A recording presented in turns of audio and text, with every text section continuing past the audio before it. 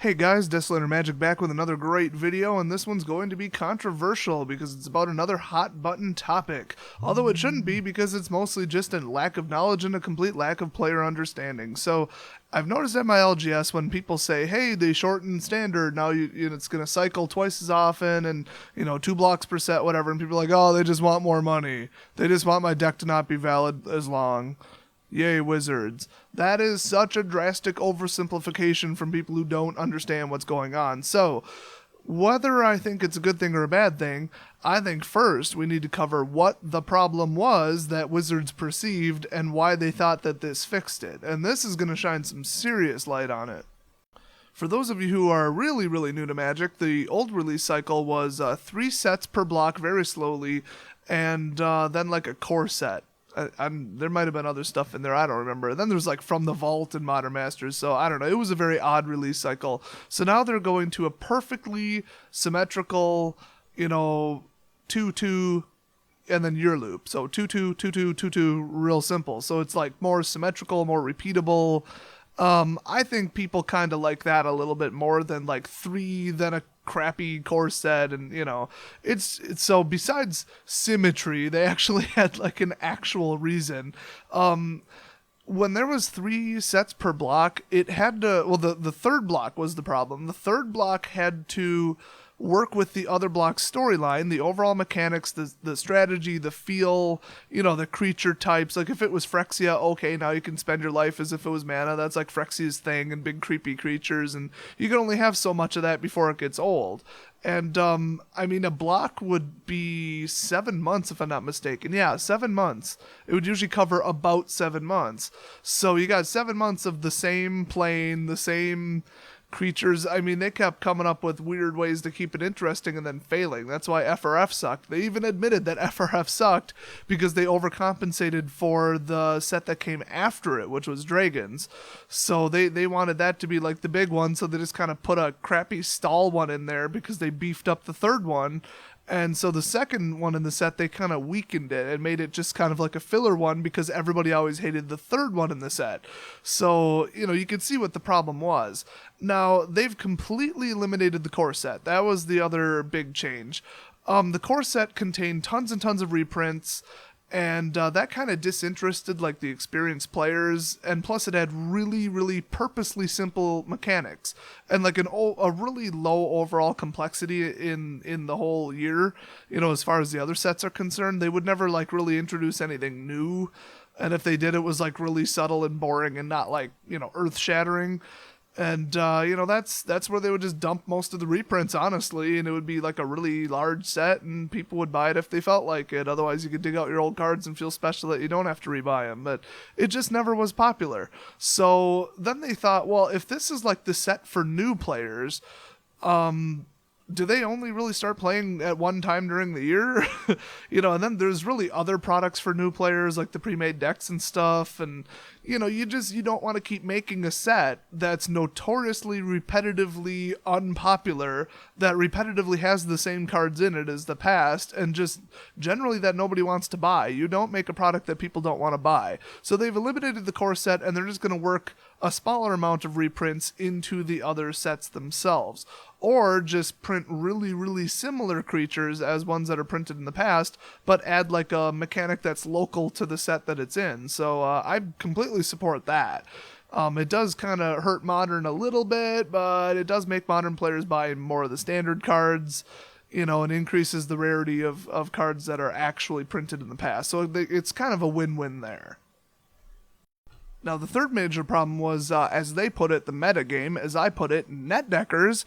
Whenever you see the phrase metagame, net deckers. Just translate it in your head, because that's what they mean. People copying the best decks, and then they shift the metagame, as they put it, which really they just copy the best decks out there in their opinion, and then the meta shifts. In other words, somebody who actually knows what they're doing when it comes to building a deck, builds a deck, posts it, wins at a tournament, and then people copy that one instead. That's what a meta shift actually is a rogue decker kicking the crap out of net deckers.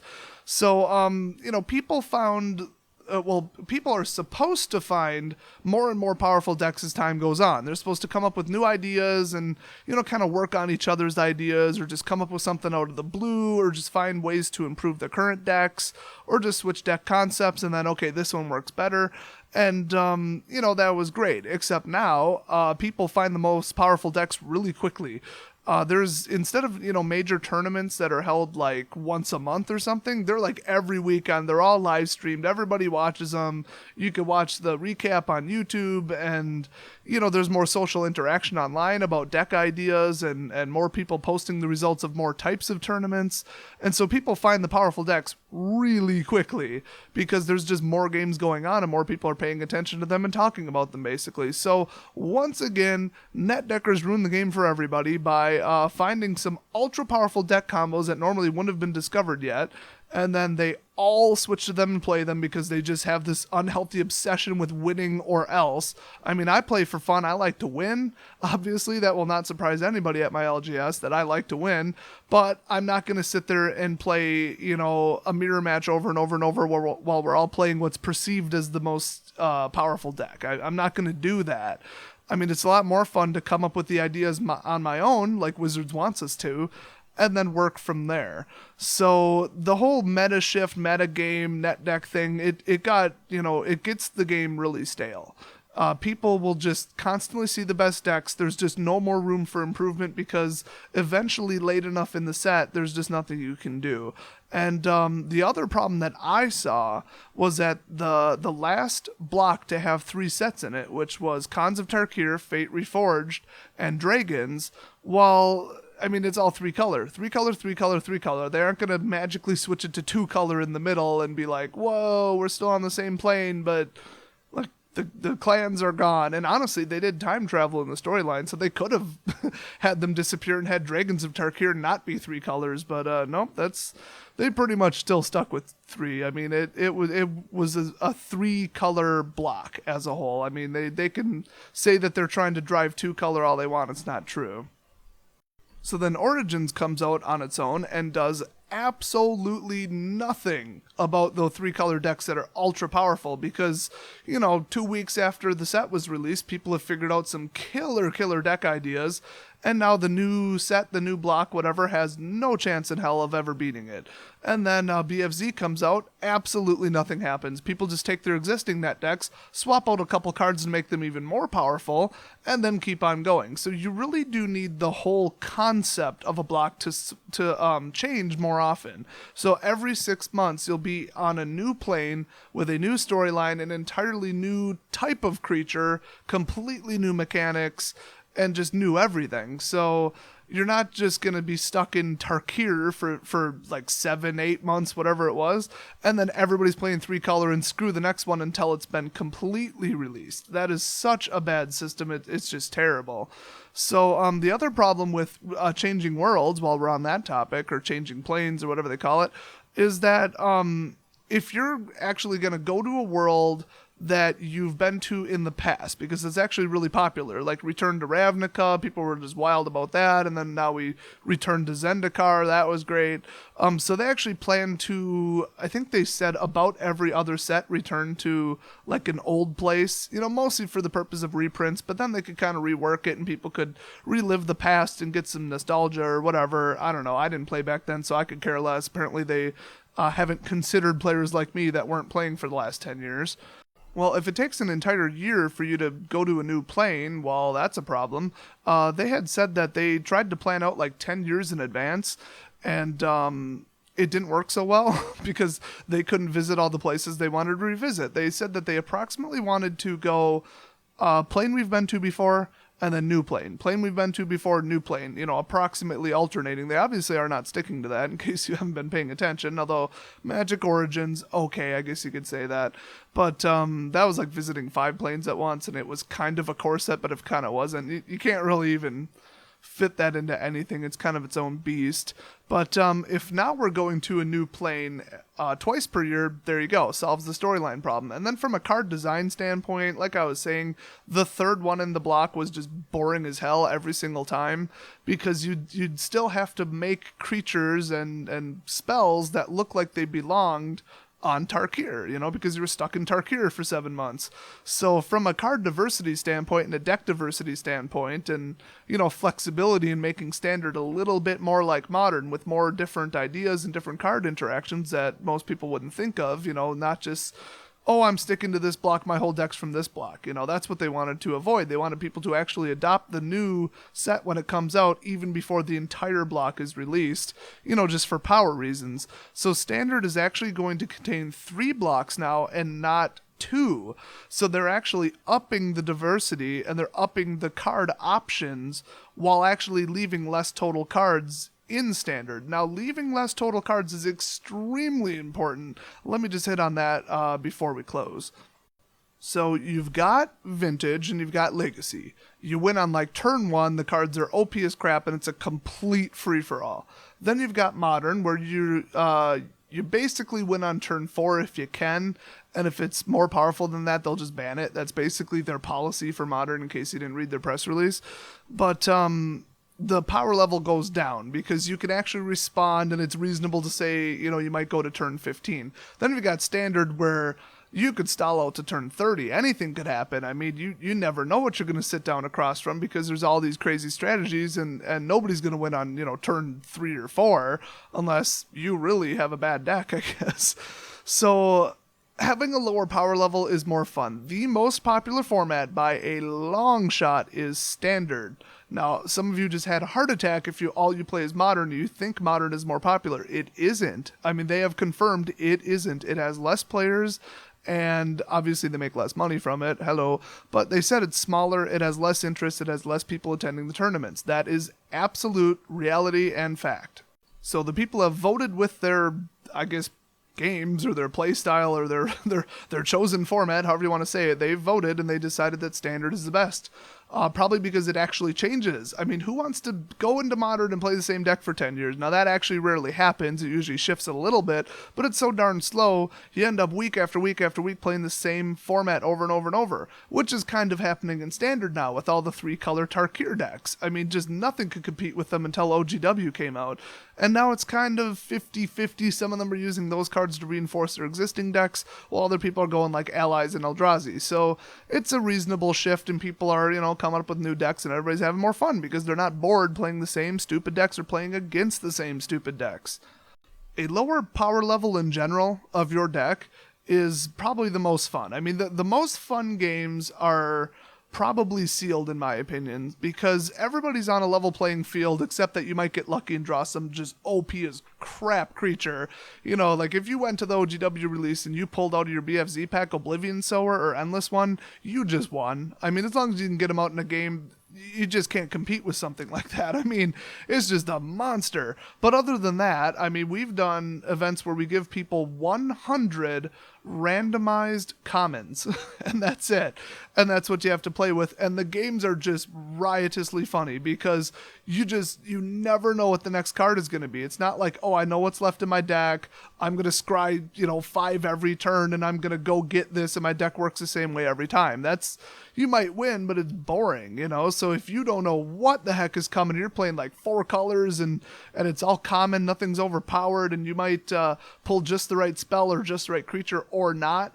It's a lot more fun because it's just utter chaos and nobody has an advantage, which, we could get into the whole rich player, poor player debate, or as I like to put it, people who like to spend money on Magic and people who don't like to spend money on Magic. It's not even about how much money you have.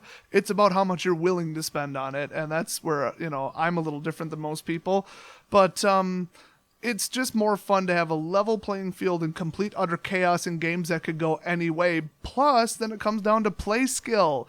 I mean, I could teach somebody how to play a common top net deck and they'll just know how to play it without really even knowing how to play the game that well. But if they have to take randomized cards and play with that, that they put together into a 40 card deck out of 100, so it's not completely random.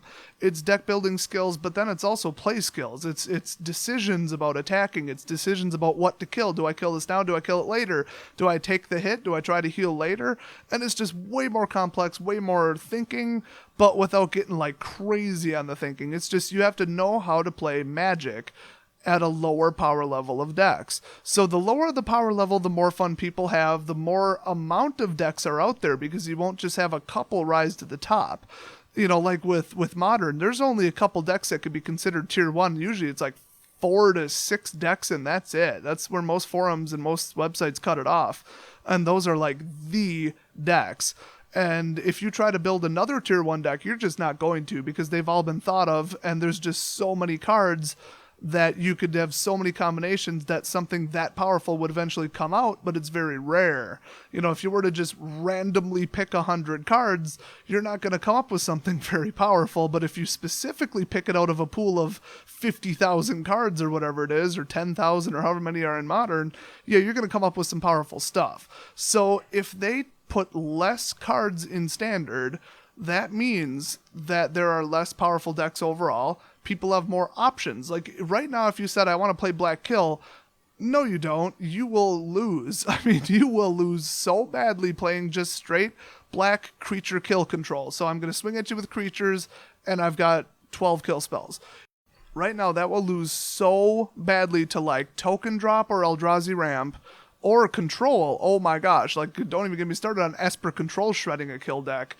I mean, and then the sideboard, you can sideboard your way out of anything, because the decks are just too darn powerful. So if you said, hey, I want to try out an all-black deck, I want to try that as an idea and play with it. No, you don't, because you're going to get demolished. The same goes for right now if you wanted to play white life gain. Okay, cool, except you're going to get hit for 20 on like turn 6 with the new Eldrazi decks. So there's certain ideas that you might have in your head as a new player or even experienced player. Say, oh, I'd like to build this type of deck. Oh, these 4 cards kind of go together. I want to make this into a deck. And then, nope, sorry, you don't stand a chance against the top net decks. There's just no chance of winning. You might as well not even, go to F&M with it, or you'll just have to limit yourself to playing with your friends and agree that nobody's going to build like this OP is crap dominating deck. And that's why, people stop having fun. They stop showing up to Friday Night Magic. I don't know what it is around your area, but people have stopped showing up to mine. The attendance is about 50% of what it was 2 months ago. And of course, when I asked people why they stopped showing up, they said, I'm just sick of playing the same OP decks, or against them, I should say, and they just don't want to buy one themselves. They don't want to participate in that. They don't want to play mirror matches. They don't want to dump, $800 on a deck, and they just don't want to have, 50 people there with 4 different decks. And that's it. That's boring to them, and it's not worth the money. And they're not just obsessed with winning. They want to actually have fun, not just see who can come in first, and that's the fun, Honestly, if all they did was take 2 blocks and let them be in Standard instead of 3 blocks, it would be even better. And I thought that they should have block limited, which is basically, draft or sealed, where you can only play with cards from that block, because then, people could come up with little side decks that are a little bit more interesting and actually stand a chance, because, like I explained, the more cards, the better the decks get. The less cards, the more diverse and fair the decks get. So I think even if people say, oh no, I can't, there's less cards in Standard now I can't build as powerful as a deck, so I don't want to play. Well, you should. I mean, so what? You can't just spend $1,000, throw money at the situation, and then be guaranteed to win. Oh, boo-hoo, let me get out the world's smallest violin. I play to have fun, to think about tactics, to have the game go longer than a couple turns. And if I win, great, I'm very happy with my accomplishment. Unlike if I just, built a top net deck, copy somebody else's work, and then I won because I was expected to. And of course, there's one more perk to that I'm sure everybody always thought up. This is what everybody always brings up as the number one argument, but I saved it for last. How long did you really want Siege Rhino to be in Standard? How long did you really want Thoughtseize to be in Standard? How long did you really want that stupid pro-white dragon to be in Standard? Or Sarkhan that turns into an indestructible 4/4 flying dragon and he was basically unstoppable and you had to build your whole deck around him? Do you really want to deal with that crap for more than a year? I mean, I don't. So once they print just one of the most hated cards in the whole block, it needs to go away sooner. I mean, yeah, it's powerful. Okay, people like putting it in their deck, but for how much they love putting it in their deck, they hate playing against it twice as much. I mean, that's been my experience. So when Thoughtseize went out, people were like, yeah, I'm sick of, spending $120 on a full set of Thoughtseizes, for all my decks. So I'm actually happy to build a deck and not have to put it in it. But then I'm also really happy to play a game without somebody thought seizing me in return. You know, half the time they'll thought seize their Thoughtseize, and it's just stupid. It's a waste of time. And then, you know, Siege Rhino bombs them at the last second, turns around the game. How many times do you want that to happen when you're winning? All of a sudden you're about to win. Oh no, Siege Rhino, and now you just lost because of it. It's just not fun playing with the same bombs and the same OP cards over and over and over. Hey, what card do you guys want? I'm going to do magic trick. What card do you guys want removed from standard right now? I'm going to guess it, okay? Okay, so picture it in your head. Ulamog. Whoa, I'm psychic. Oh my gosh. He's been going up in price. He's been going up in popularity, and he's just in like every deck now. And if you said Ugin, I'll give you that one too, because they're practically brothers. Both storyline and power-wise, and how much people hate them. So they're practically twins, honestly. So yeah, either one of those. I personally want them gone as soon as humanly possible. Thank God they're going to be illegal in April, I believe. I think they're both from cons, or at least FRF. I know Ugin's from FRF. Oh no, Ulamog, that's right. He's sticking around for a while. Crap. Obviously. But yeah, when Ulamog was just released and people were like, oh my god, I'm so sick of playing against this damn Ulamog that's indestructible. He comes out, shreds my deck. As soon as he hits the field, there's not a damn thing I can do. Now I hope he's legal for a year and a half. No, that's not how it works. I hope he's legal for as little time as possible. And, you know, they're not going to stop printing really, really seriously, you know, powerful cards, because then the game would be boring. You'd have just nothing but jank in every single set. So that's really, really important, is getting these popularly played, very annoying, very overpowered cards out of standard as fast as possible. So in case you didn't catch the theme so far, overall I think it's a completely positive thing. It doesn't actually really make standard more expensive, which is the major counter argument. They said, well, I'm already, you know, copying all the net decks, so there's your problem already. But I'm already building popular, powerful decks, as they put it. Now I have to rebuild them twice as often, or at least, you know, 25% more often, depending upon how you look at it, and when the cycles actually happen. And, you know, whether or not you could get away with a partial rebuild, you know, whether or not the deck is salvageable. So all things considered, they have to rebuild their decks more often, and these like net deck chasers that just dump infinite amounts of money into every deck because they just have to play the top net deck. They're thinking, okay, I'm going to have to spend more. Well, in reality, the deck power is going to go down, so you could get away with a lesser deck, and there's going to be technically more net decks and more diverse, varied net decks, which is fantastic. And the cards overall, I think, are going to cost less, which actually hurts me as a vendor, so there's that. But if people know they can only play with them for X amount of time instead of a longer amount of time, they're going to put less value on the card. So yeah, it'll make the prices drop quicker, I guess, because they tend to drop right before they cycle out. But I mean, are you really selling the cards out of your deck while you're playing with them the whole time? Not really. So I mean, you're holding a deck and saying, oh, this is worth $500, I hope it doesn't drop, but you don't sell the cards until they cycle anyway, so who cares? I mean, it's got to happen eventually. So basically, in summary, every downside that people have perceived about this change, where they made standard like shorter, smaller, and more rapid and more diverse, is really either just that, it's just a perceived problem that doesn't, you know, exist in reality, or it's solving a problem about bad players. Net deckers are just bad players. They ruin the game, they ruin everything. And they make it stale, they make it expensive, they make all the cards overpriced. They basically just ruin the whole game. So if a net decker's complaining that they can't net deck as effectively anymore and that they got to spend more money, great. You're the problem that Wizards is solving. So making you mad and stopping you from doing what you do is actually a good thing from the rest of, you know, the player base's perspective. So I'm sure this video definitely pissed some people off, because net deckers tend to come on YouTube and watch videos about MTG. But if you're just a more casual, reasonable, you know, fun player, you're more fun to play with than a net decker, then you probably understood this video and got where I'm coming from. So definitely leave your comments down in the comment section about all of this, what your take on it is, and if there's any downfalls that I didn't see, that I didn't consider. So otherwise, I will talk to you guys next video.